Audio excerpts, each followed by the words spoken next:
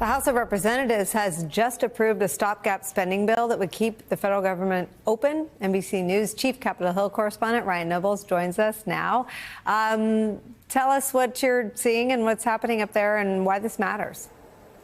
Well, Nicole, it is very important that this passed and in the form and fashion that it passed, because it's now going to put Democrats in the United States Senate in a difficult position as to how they're going to handle the next stage of this negotiation. The bill ended up passing in the House by a very slim margin of 217 to 213, largely along partisan lines. There was one Republican, Tom Massie of Kentucky, who voted no, but there was also one Democrat, Jared Golden of Maine, who voted yes.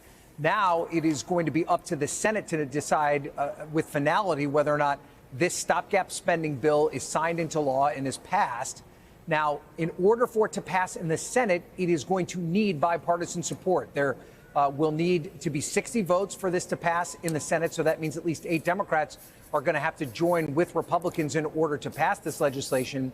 And Democrats are going to have to make a decision here. They've been wrestling with this process for some time. This is one of the few opportunities they have, with the lack of power, the lack of control that they have in both the House and the Senate, to exert some level of defiance and some level of standing in the way of the Trump agenda. And one of the opportunities they have to do that is force some level of negotiation around this spending plan.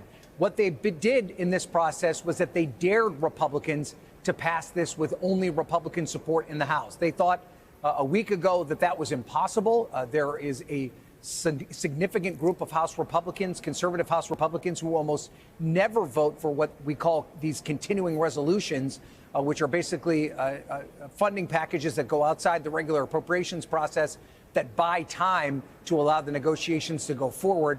It's something that Congress uses on a regular basis outside the regular appropriations process. So now Democrats have got to make a decision in the Senate. Do they use the leverage and the power that they have to try and force a round of negotiations with the Trump White House that could relate back to some of these DOGE cuts, that could relate to the way that Trump is handling the spending of government funds? Or do they not take that risk because it could lead to a government shutdown and instead vote to keep the government open and then live to fight another day? Right now, Democrats in the Senate are very split as to how to handle that. They wanted to see how this process would play out on the House side of things.